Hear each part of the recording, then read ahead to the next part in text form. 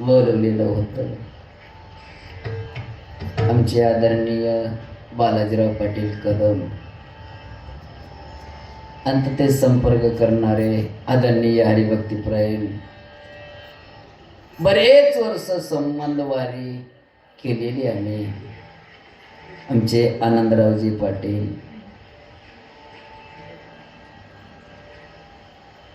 आणि आजचे यजमान असणारे पंक्तीचे यजमान, महाराजाचे यजमान आदरणीय शिवाजीराव पाटील जाधव, आदरणीय नागोराव पाटील जोगदंड, आजचे कीर्तनकाराचे पंक्तीचे यजमान. आणि या ठिकाणी आल्यानंतर फार आनंद वाटलं. आपल्या या गावामध्ये असणारे कथा चालू सप्त्यामध्ये कथेचे प्रवक्ते असणारे हरिभक्तीपरायण आदरणीय दत्ता महाराज गीते, सुभाष नगर आणि या सप्त्याला गोड असं मृदंग वाजवणारे हरिभक्तीपरायण आदरणीय मृदंग मामने मृदंगाचार्य असणारे राम महाराज आणि गोड असं गायन केलेले हरिभक्तीपरायण आदरणीय भजन सम्राट संगीत विशारद संतोष पाटील विद्नाळकर, हरिभक्तीपरायण आदरणीय भजन सम्राट संगीत विशारद असणारे अशोकरावजी महाराज विद्नाळकर, सरकारी सगळे भजनी मंडळ असतील, सगळ्यांच्या पायावर नारदाच्या गाद्यावरून साष्टांग मी दंडवत करतो. माझ्या प्रेमा खातर असलेले चिकण्याहून आलेले भजनी मंडळ, कारण त्या गावामध्ये आता आमचे बालाजी पाटाला बी माहीत आहे, त्यांनी येऊन गेले चिकण्यामध्ये. तुमचे सोयरे बी आहेत तिथं. आमचे शिवाजीराव पाटील, नागराव पाटील आलते. 1 महिनाभर तिथं मी अनुष्ठानला असतो. त्या गावातल्या लोकांनी मला लेकराला जसं सांभाळावं तसं सांभाळतात. आणि त्या भागामध्ये कुठेही जरी कीर्तन असेल तर त्यांनी भेट द्यायला येतात, श्रवण करायला येतात. असे असणारे हरिभक्तीपरायण आदरणीय भजन सम्राट गायनाचार्य असणारे, माझ्यावर लहान भावाप्रमाणे मोठ्या भावाप्रमाणे जीवापेक्षा जास्त प्रेम करणारे असे असणारे आमचे शाहीनाथजी पाटील, त्यांची उपस्थिती टाळी वाजवा सगळ्यांनी. आणि तसेच असणारे हरिभक्तीपरायण आदरणीय गणेश पाटीलजी कदम, हरिभक्तीपरायण आदरणीय आमचे औसाजी पाटील ढेले, त्यांची उपस्थिती आहे. त्यांनाही नारदाच्या गादीवरून साष्टांग दंडवत. सगळे असणारे आमचे जुन्ने महान कलाकार वैवर दत्त पुरद ज्ञानवरद असणारे आपल्या गावातले गोड व्यक्तिमत्व, हाडमासाचे वारकरी. एवढ्यावरच नाही, आपल्या गावात परमार्थ टिकावा, आपल्या गावातलं सप्ताह परंपरा चालू असावा असे तळमळ करणारे आमचे सरपंच साहेब, माजी सरपंच काय दत्ताराम, आमचे दत्तारामजी पाटील. तुम्हाला नारदाच्या गादीवरून साष्टांग दंडवत आहे बरं का. थोडं ऐकू कमी येते वाटते, वय झालेलं आहे त्यांचं. फार प्रेम. माझ्या गावात सोयरी आहेत पाटील आलते बरं. आल्यावर सोयऱ्याच्या घरी अगोदर गेलं नाहीत, माझ्याच घरी अगोदर आले. आमचा महाराज आहे म्हणजे ते आमचा महाराज आहे. प्रेम आहे, जिव्हाळा आहे. त्यांच्याही पायावर नतमस्तक आहे. सर्व गावकरींच्या पायावर नतमस्तक आहे. जवळजवळ 10 वाजला आहेत. 5 मिनिटं कमी आहेत. 1 तासभर आहे आपल्याकडे. 11 वाजेकोणा भगवंतानं मला जसं बुद्धी देणार आहे, साधू संत महात्म्यांचं माझ्यावर जसं कृपा आशीर्वाद झालेलं आहे. माझ्या गुरूंचा माझ्यावर जसं उपदेश झालेला आहे तसा अभंगाचा भावार्थ मी सोडवण्याचा प्रयत्न करतो. सर्वांना विनंती आहे, सूचना आहे, प्रार्थना आहे, कीर्तन होईपर्यंत उठू नका. कीर्तन होईपर्यंत कोणी बोलू नका आणि कीर्तन होईपर्यंत कोणी अजिबात झोपू नका. झालं तेवढं 1 तासभर असणार.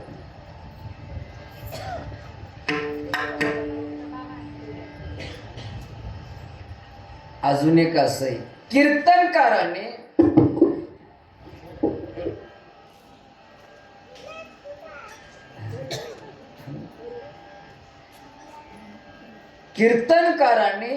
गायकाने आणि वादकाने लवकर मरू नये असं वाटत असेल, त्याच्यासाठी सिस्टीम चांगलं लागते. त्यांच्यासाठी टाळी वाजवा. मला पटलं नाही बरं, अजून मोकळं वाजवा. का तुम्हाला द्यायचं नाही, घ्यायचं नाही, देणारे देतात, घेणारे घेतात. उघड टाळी वाजवायला काय मस्त आहे सिस्टीम. गावातले आहे का? अजून एकदा टाळी वाजवा. नंबर 1 सिस्टीम आहे. नंबर 1 आनंद वाटलं. थोडस माझा आवाज वाढवा. नाही नंबर 1 सांगायची गरज नाही त्यांना. मस्त आहे. चला, या भंगामध्ये जगद्गुरु तुकोबरायांनी जोडी करा म्हणतात. परत विठ्ठलावर जेवढे लोक जन्माला आले सगळ्याला दुःख आहे. दुःख नाही असा माणूस नाही, दुःख नाही असा जीव नाही. सगळ्याला दुःखी आहे, सगळे दुःखी होतात. बरेच प्रमाण आहेत त्याला. राजा दुखिया, प्रजा दुखिया, सुखिया कोई नहीं. जो देखे सुखिया दुखिया बाबा, सुखिया कोई नहीं रे. जो देखे सुखिया बाबा, सुखिया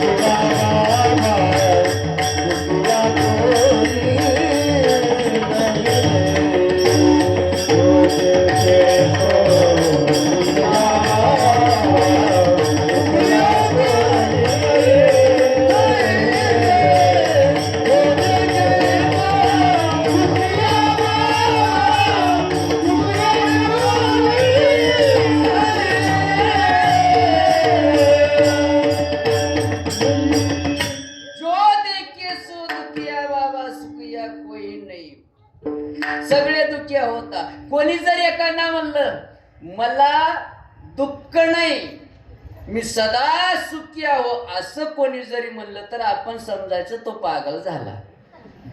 एवढे प्रमाण आहेत बघा. एका मुलीनं म्हणले मला दुःखी येणार नाही, मी दुःखी नाही.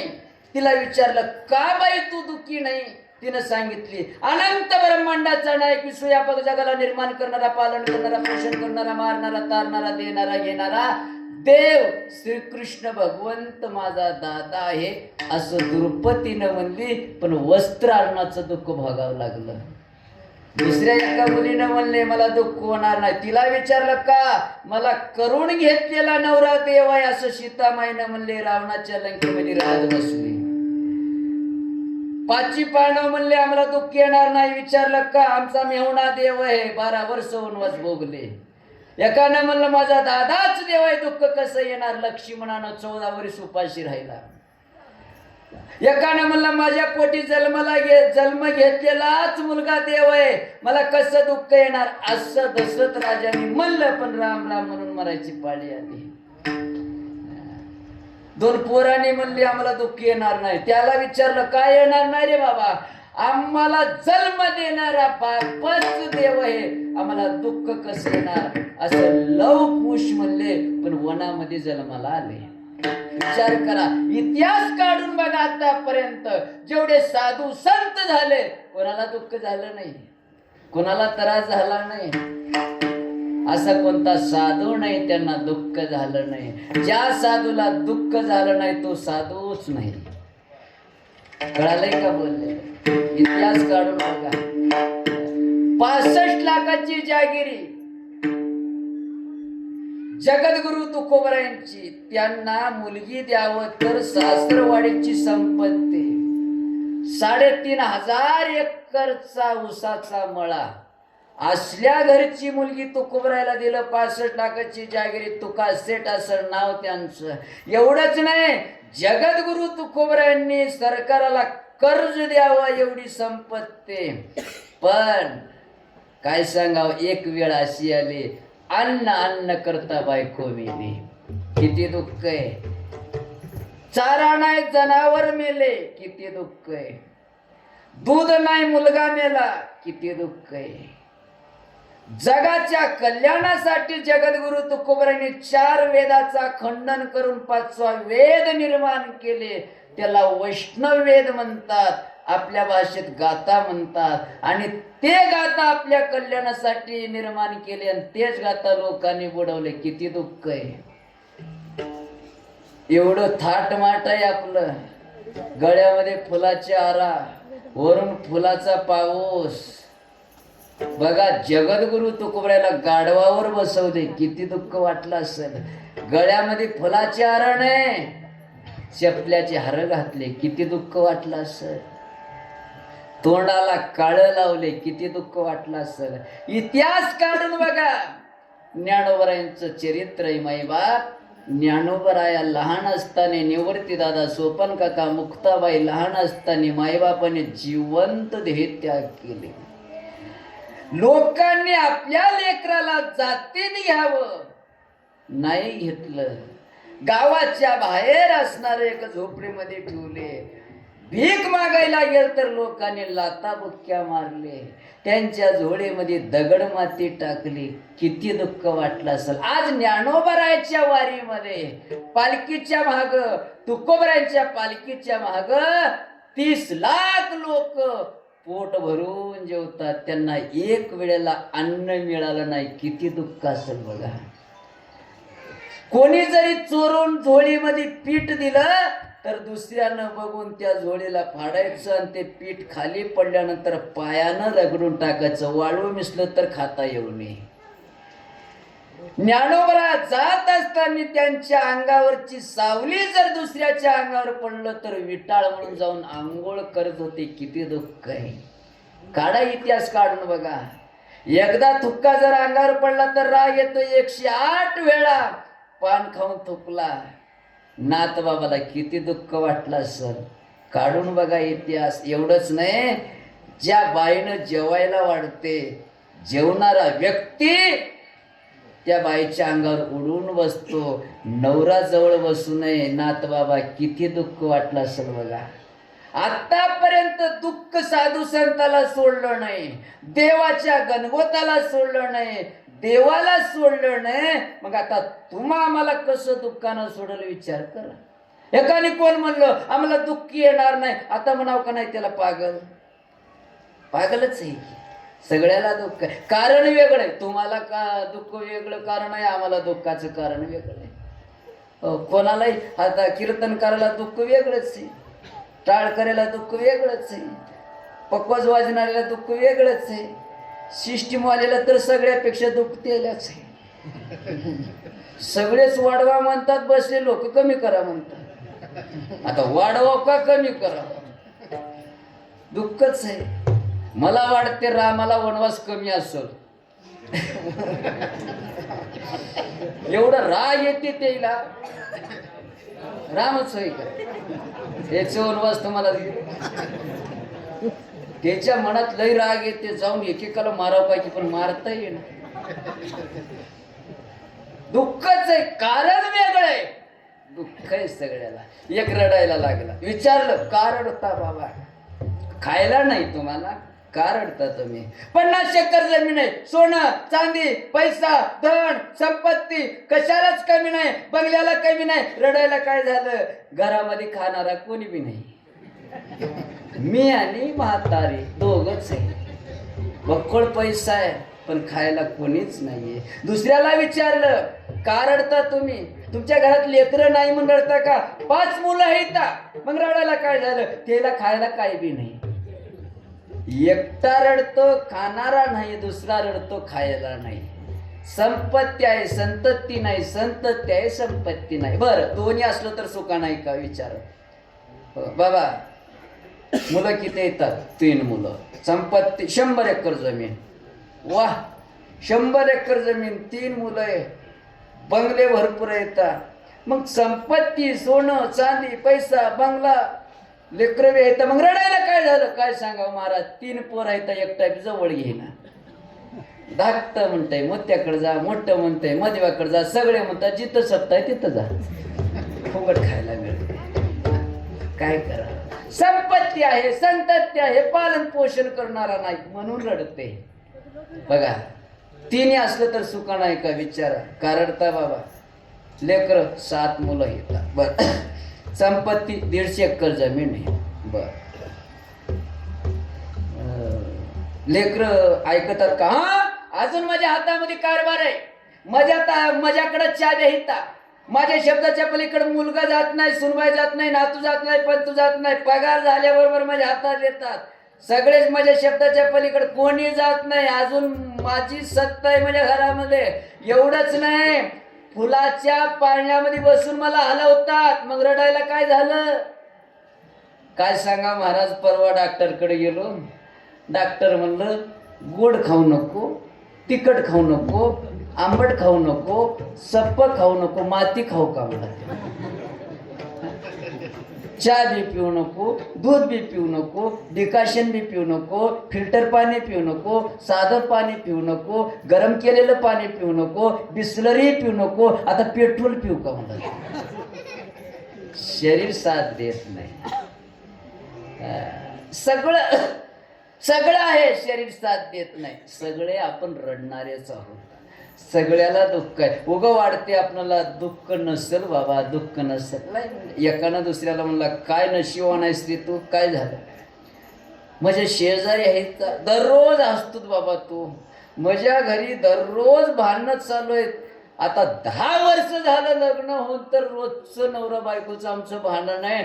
आणि मी कान देऊन तुमच्याकडे ऐकतो, दररोज तुम्ही नवरा बायको असत राहता. काय तुमचं संसार? त्यानं म्हणला माझ्यापेक्षा लई सुखी तू आहेस. कस का?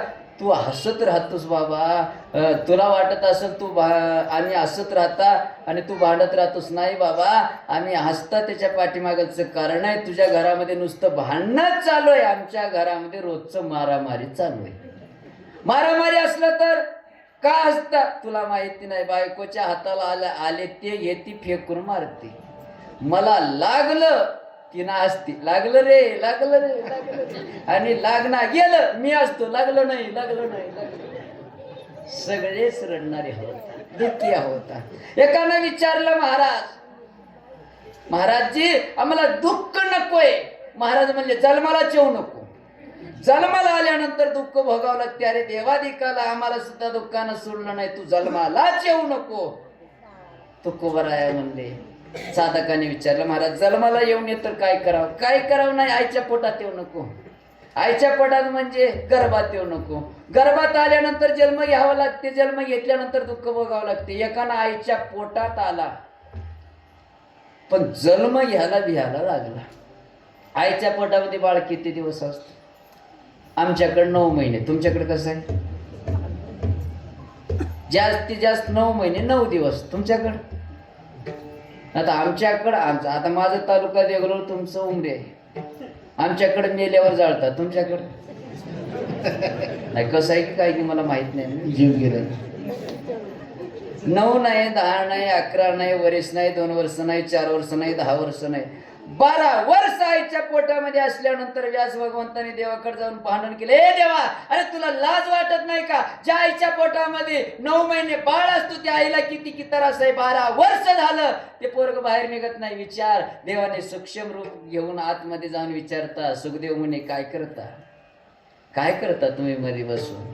देवा, जन्म घेतलेले लोक रडायला लागलेत, मला जन्म घ्यायचं नाही, मला बी रडायची पाळी येते. देवाने म्हणलं तुला जन्मच घ्यायचं नसेल तर आईच्या पोटात कशाला आलास बाबा? आईच्या पोटात आलं, गर्भात आलं तर जन्म घ्यावा लागते. चल आईच्या पोटात येऊन आपण असं काहीतरी साधना करू. त्या 12 वर्षाच्या लेकराला भगवंताने हाताला धरलं आणि बाहेर निघाले. कसं निघाले? एका ठिकाणी नाथ बाबाने वर्णन करतात, ब्राह्मणाचे पोर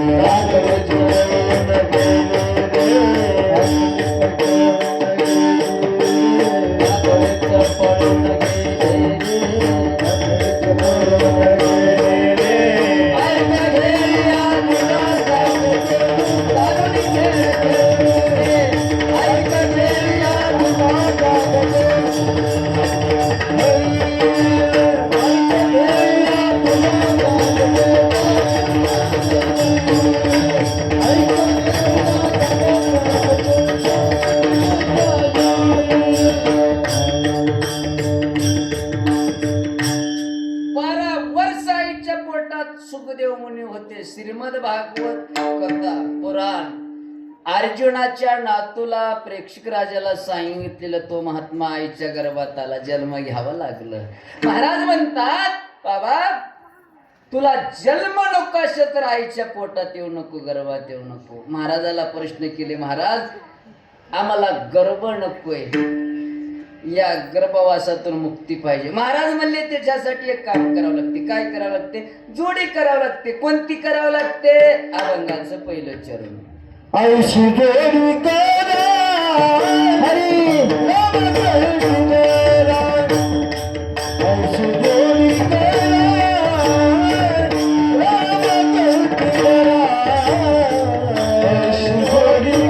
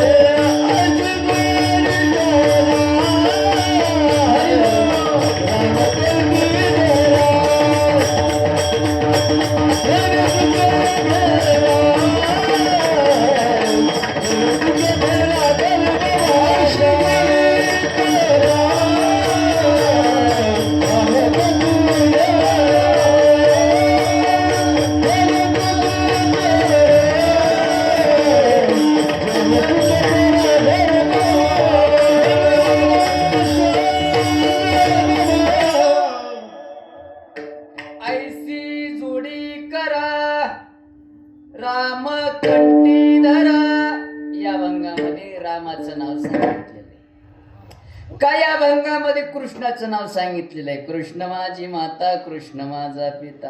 काय अभंगामध्ये विठोबा म्हणा म्हणलेलं आहे, काय अभंगामध्ये विठ्ठल म्हणा म्हणलेलं आहे, काय अभंगामध्ये राम कृष्ण हरी असं सांगितलेलं आहे, काय अभंगामध्ये राम कृष्ण हरी विठ्ठल केशव मंत्र हा जपावा सर्व काळ. या अभंगामध्ये फक्त रामच म्हणा म्हणलेलं आहे, दुसरं नाही. का? त्याच्या पाठीमागे शास्त्र आहे. राम असं म्हणत असताना आपल्या तोंडाची प्रक्रिया 2 वेळा बदलत असते. रा म्हणलं की तोंड उघडतो, म म्हणलं की तोंड बंद होतो. तुम्हाला 5,000 रुपये बक्षीस देतो, एक काम करा, रा म्हणत असताना तोंड बंद करा, मिटवा, म म्हणत असताना उघडून दाखवा, माझ्याकडून 5,000 रुपये घेऊन बघा. बघा बसल्या ठिकाणी करून बघा, जमलं नाही का? जमते का? जमत नाही. का जमत नाही? त्याच्या पाठीमागे शास्त्र आहे. रा म्हणल्यानंतर तोंड उघडतो, अंगातलं पाप बाहेर निघून जातो. म म्हणल्यानंतर तोंड बंद होतो, गेलेलं पाप मध्ये येऊ नये त्याच्यासाठी तुकोबाराय म्हणतात राम म्हणा. चला दुसरं एक उदाहरण सांगतो, रामच का म्हणा. रामाच्या नावावर रावणाचा बी विश्वास होता. राम शत्रू होता, रामाचं रावणाचं जमत नव्हतं, पण रावणाला रामाच्या नावावर संपूर्ण भरपूर विश्वास होता. कसं आहे तुम्हाला माहित आहे, रामायणातलं सगळी कथा माहित आहे, तरी जाता जाता टूक देऊन जातो बरं का. राक्षस लोकांनी रावणाकडे गेले, म्हणले रावणजी काय झालं? कारण मला आम्हाला तुमच्या संग राहायचं नाही, तुमच्या पार्टीमध्ये राहायचं नाही. विचारलं का रे बाबा, खायला पियाला राहायला काय कमी पडलं तुम्हाला? नाही म्हणलं आम्हाला भीती वाटायला लागली. कस का भीती वाटायला लागली? तुमच्या समोरचा शत्रू तुमच्यापेक्षा फार बलवान आहे. किती बलवान आहे? त्याच्याकडे 18 पद्म वानर, 56 कोटी माकडं, 72 कोटी अस्वल. माहित आहे मला. अरे माकडं वानर काय करणार आहे ते, मला काय करणार आहेत? अरे ते माकडं वानर अस्वल काय करतील येड्या? ओ 56 युगाचं आयुष्य मला आहे, 80,000 बायका, 1,00,000 पोरं, 1,25,000 नातू, 1,25,000 पंतू, 7 कोटी घरे शुद्ध कांचनाची, 7 लक्ष घरे काचेची, 7 लक्ष घरे तांब्याची, पुरी लंका सोन्याची. एवढंच नाही, 33 कोटी देव माझ्याकडे बिनपगारीचं नोकरी करतात. येड्या वाऱ्या देवानं झाडून काढतो, पावसानं सडा सारवण करतो, अग्निदेवानं स्वयंपाक करतो, सटवीनं बाळात पण करतो, गणपती बाप्पानं गाडवर राखून फुलं आणून देतो. अरे बाबा 9 घराच्या पायऱ्या करून त्यांच्या छात्रावर जोड्या सकड पाय देऊन सिंहासन गादीवर बसतो. एवढा बलवान, कैलासाला हलवायची ताकद माझ्याकडे, माझ्या समोर माकडाचं मोठेपणा सांगता होय रे? तरी म्हणलं नाही हो, बरोबर आहे, पण राजा ते माकडच आहे, पण त्याच्याकडे अशी ताकद आहे, त्यांनी समुद्रावर दगडाचं सेतू बांधून यायला लागले. म्हणजे त्यांच्या हाताने दगड बुडाला नाही. एवढंच आहे का? हान बरं दगड, माझ्या हाताने कसं बुडल दाखवतो तुम्हाला. लोक म्हणले बघा तर बघा. आले राक्षस, एक दगड आले, मोठा मोठा मोठा. रावणानं घेतला दगड, पाण्यात गेला. गेल्यानंतर असं मंत्र म्हणलं की सोडल्याबरोबर ते बुडालं नाही बरं, तरलो. सगळ्यांनी म्हणले आपल्या बी राजाकडे आहे की रे बाबा ताकद. सगळ्यांनी म्हणले राजा रावण की. नाही जय म्हणणे, जय म्हणणे. आपण जय राम की म्हणणारे, रावण की नाही, त्या जातीचे नाही आपण. तिथं म्हणले रावण की जय म्हणून. झालं तिथं सगळं झालं, संपलं. संध्याकाळी मंदोदरीला कळालं. मंदोदरीनं संध्याकाळी विचारायला लागले, मालक काय की तुमच्या हाताने दगड बुडाले नाहीत? म्हणा माझ्या हाताने कसं बुडल? मला माहित आहे तुमच्याकडे किती ताकद आहे. तुमच्या हाताने दगड का बुडाला नाही मला सांग. का नाही म्हणलं मंदोदरी, त्या दगडाला एक मंत्र म्हणलं. मंत्र? कोणतं मंत्र? नाही राहू दे मंदोदरी, तुला कशाला सांगू? तुला जर सांगलो उजडू देईनास. आपणाला बी काय सांगायचं तर फेसबुकवर टाकू नये, व्हॉट्सअपवर टाकू नये, इंस्टाग्रामवर टाकू नये, कशाला टाकू नये, यायला सांगा. तुला म्हणून सांगालो, तुला म्हणून सांगालो, माहिती तुला म्हणून सांगालो, गाव सगळं सांगता उजळू दे ना. इकडं रावण म्हणला तुला कशा सांगावंच लागते. सांगावं तर सांगावं लागते, नाही इलाज आहे ते. सांगितलं काय नाही मंदोदरी, त्या दगडाला म्हणलो, ए दगडा, तू जर पाण्यात बुडालास तुला रामाच्या नावाची शपथ आहे असं म्हणून दगड पाण्यात टाकलो. ते बुडालं नाही, ते तरलं. मंदोदरी म्हणली दगडाला अक्कल आलं, पण अजून तुम्हाला रामाचं नाव कळालं नाही. त्याच्यासाठी तुकोबराय म्हणतात राम म्हणा. चला तिसरं उदाहरण सांगतो, रामच का म्हणा. रामाला असं वाटतं माझ्या नावानं दगड बुडाले नाहीत, मी टाकून बघतो. बरं बुडालं तर मलाच कळावं, लोकाला कशाला. रात्री 12 वाजता गेले, तिकडं इकडं बघितले, कोणी बी नाही. बारीक बारीक दगड घेतली. म्हणजे देवाला सुद्धा विश्वास नव्हता आपल्या नावानं, आपल्या हातानं दगड तरतात का बुडतात. बघितलं तिकडे इकडं, बारीक दगड घेतले, खडा टाकले, टप म्हणलं ते बुडालं. दुसरं बी टाकलं, ते बी बुडालं. तिसरं बी टाकलं, ते बी बुडालं. तिसरं बुडाल्याबरोबर टाळीचा आवाज आला. देवाने म्हणलं, कोण आहे रे, कोण आहे, बाहेर बडे. एका झाडावर माकडाचं पिल्लू बसलं होतं, ते टन म्हणे उडालं पुढं आलं. देवाने म्हणलं, हनुमंता कधी आलास रे. देवा, मी पहिल्याच खड्याला येऊन बसलो म्हणा. अरे पहिल्याच खड्याला येऊन बसलो. हनुमंता, अरे माझ्या नावानं पर्वत दगड बुडाले नाहीत आणि मी टाकल्यानंतर एवढे खडे बुडायला लागले. देवा एक सांगू का, तुझ्या नावात किती ताकद आहे हे तुला सुद्धा माहिती. तुझ्या नामाचा महिमा त्याच्यासाठी तुकोबराय म्हणतात राम म्हणा. चला चौथं उदाहरण देतो तुम्हाला, रामच का म्हणा. रावणानं डांगुरी दिली. अरे माझ्या शत्रूचं कोण जर नाव घेईल त्याला फाशीला देण्यात येईल. एकटा उठला, काय म्हणता राजा, माझ्या शत्रूचं नाव कोण घ्यायचं नाही. राजा आम्हाला नंतर सांगा, अगोदर तुमच्या भावाला सांगा. कोणाला, बिभीषणाला. त्यानं रात्रंदिवस रामाचं नाव घेतो, आम्हाला काय सांगता तुम्ही. तुम्हाला खरं वाटत नसेल तर जाऊन बघा, त्याच्या दारावर देखील तुमच्या शत्रूचं नाव लिहिलेलं आहे. राग आलं रावणाला, पळत गेलं, बघितलं बरोबर बिभीषणाच्या दारावर. आपण जसं शुभ लाभ लिहिताय की नाही, तसं बिभीषणानं त्या दारावर एकीकड रा आणि एकीकड म असं 2 अक्षर लिहून ठेवलेली. राग आलं रामाचं नाव याच्या दारावर, हे बिभीषणा बाहेर ये, बाहेर ये म्हणल्याच्या नंतर बाहेर आलं. दादा काय झालं, काही काम होतं का, मला बोलवायचं काय, मला बोलवायचं. अरे या नगरातल्या लोकांनी तुझ्यावर आक्षेप घेतलेला आहे. काय काय आक्षेप घेतले दादा, इकडे या बरं. हे काय लिहलेलं साहेब, वाचव. त्यांनी म्हणले, दादा मी तर वाचतो, बरोबर मराठी कळते का, मी तर वाचतो, पण माझ्या मनामध्ये आहे तुम्ही वाचा. कळलंय की नाही मराठी, तुम्ही वाचा. रावण म्हणला मला वाचायचं, व्याकरण आहे. दादा मी तर वाचतो, मला तर वाचायचं आहे, पण माझ्या मनामध्ये आहे तुम्ही वाचा. रावण म्हणला मला वाचायचं नाही म्हणून मी वाचला. यानं मनात म्हणलं मर मी काय करू. सांगितलं, दादा तुम्ही माझे गुरु आहात, बरोबर आहे, तुम्ही माझे देव आहात, राजा आहात, दररोज तुमचं वहिनीचं दर्शन घ्यावं, तुम्ही मिळता का, मला मिळत नाही, म्हणून तुमचं वहिनीचं नाव लिहून ठेवलो. हा सांग बरं कसं, तुमचं नाव काय, रावण, रा लिहलो. वहिनीचं नाव काय, मंदोदरी, म लिहलो. रावण म्हणला शाबास, सगळ्याच्या घरावर असंच लिहायला लाव. झालं.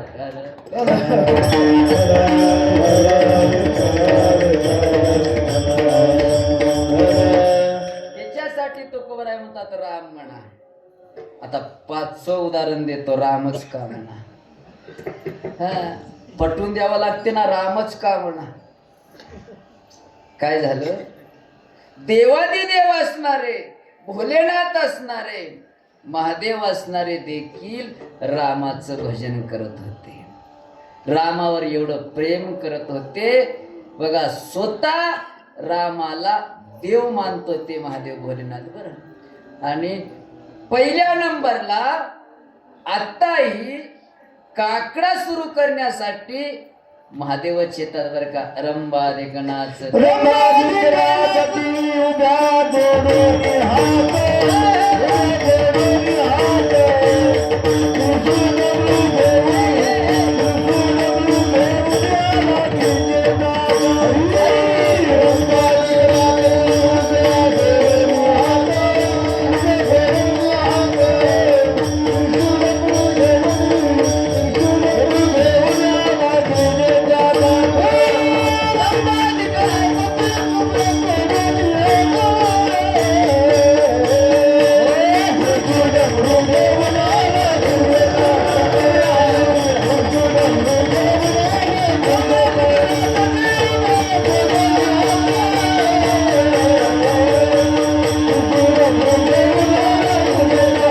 तुझून उभे, तुझून उभे, देवा तुझे नाव.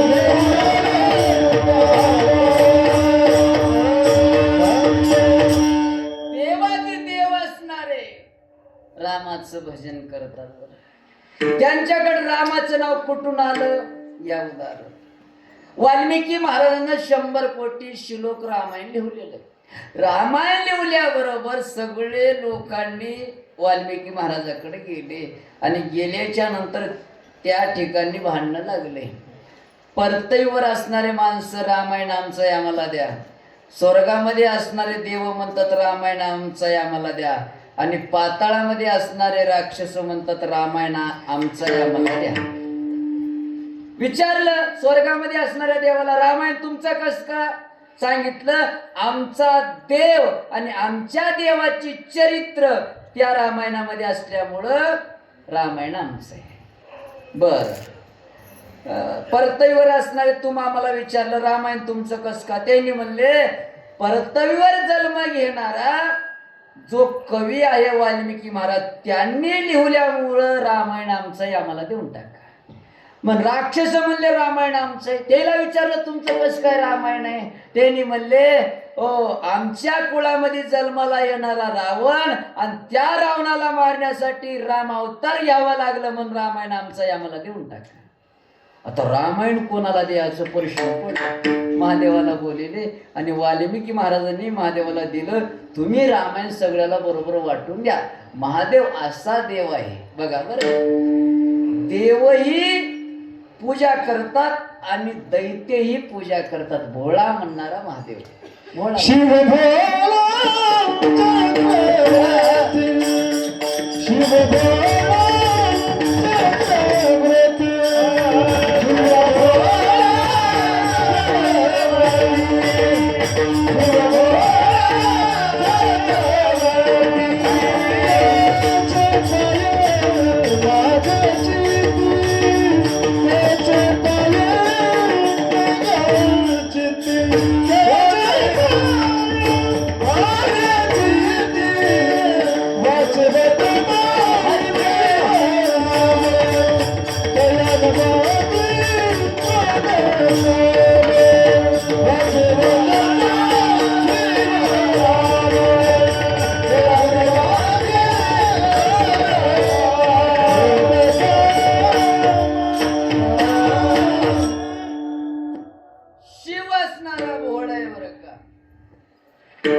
त्यांनी वाटायला लागले. 100 कोटी श्लोक आहे त्याच्यामध्ये 3 भाग केले बघा बरं.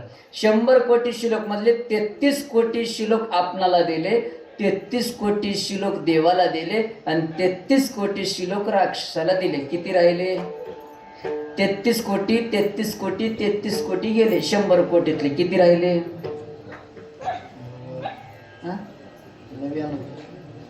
99. तुमची शाळा कोणती आहे म्हणा. 100 कोटीतले 33 कोटी 33 कोटी 33 कोटी गेले. 1 कोटी राहिले. शाळेला डुम्मा मारतो ते का चला 1 कोटी ऐका. 1 कोटीतले 33 लाख 33 लाख 33 लाख गेले. किती राहिले 1 लाख मधून 33,000 गेले, राहिले किती? 1,000 300 देऊन टाकले, राहिले किती? 100 मधून 30 दिले, राहिले किती?